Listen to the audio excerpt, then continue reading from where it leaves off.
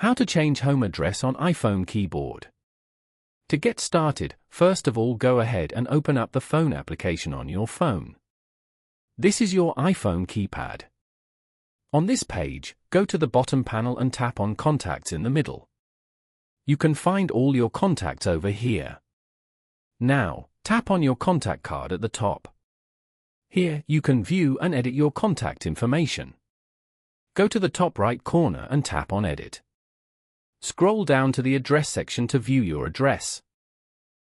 If you want to add another address, then tap on Add Address below. After adding, tap on Work and change it to Home as shown. After that, tap on Done at the top. Following these steps, you can easily change home address on iPhone keyboard. Thank you for watching.